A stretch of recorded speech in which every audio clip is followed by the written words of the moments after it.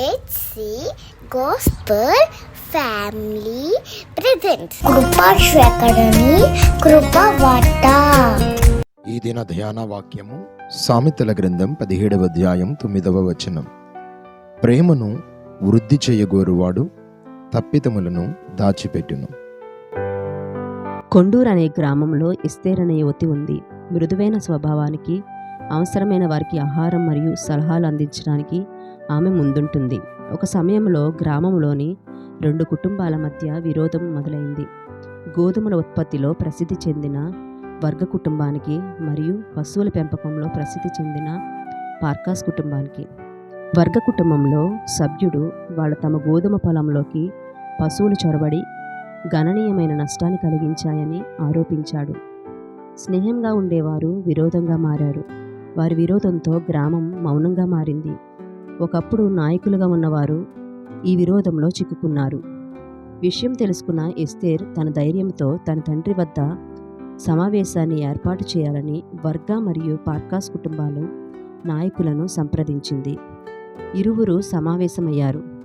ప్రేమను వృద్ధి చేయగోడువాడు తప్పిదమును దాచిపెట్టును, జరిగిన సంగతి మాటిమాటికి ఎత్తువాడు మిత్రభేదం చేయును అనే దేవుని వాక్యాన్ని గుర్తు చేసింది ఎస్తేర్. మనం కలిసి ఈ సమస్యను పరిష్కరించుకుందామని చెప్పింది.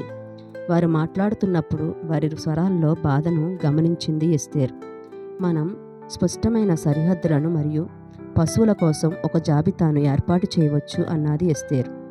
ఈ మాటలు విన్న అందరూ ఒప్పుకొని వారు చేతులు కలుపుకున్నప్పుడు గ్రామం అంతటా ఒక శాంతి భావన పుట్టింది.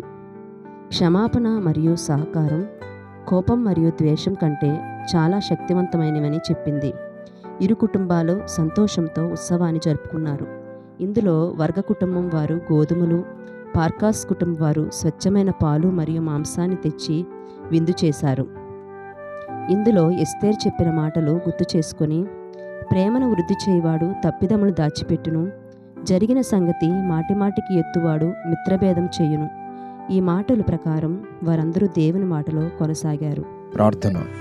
గనుడైన తండ్రి, నీకే వందనాలు, స్తుతులు, స్తోత్రాలు చెల్లిస్తూ ఉన్నా. ప్రేమను వృద్ధి చేయగోరువాడు తప్పిదములను దాచిపెట్టునని మీరు మాట్లాడి ఉన్నారు. ప్రతి ఒక్కరి తప్పిదములను మేము లక్ష్యపెట్టు వారమై ఉండి వారిని ప్రేమింపక బాధ పెట్టు వారమై ఉండక నీ ప్రేమను పొందుకున్న మేము అట్టి ప్రేమను పంచగలిగిన కృపలను, సమాధానము, సంతోషమును అందించగలిగిన స్థితిలోను మమ్మల్ని ఉంచమని కోరుకుంటూ అట్టి కృప ప్రతి బిడ్డకును కూడా మీరు దయచేయమని ప్రార్థిస్తూ యేసు ఘననామములో ప్రార్థించి అడిగి వేడుకుంటూ ఉన్నాము తండ్రి.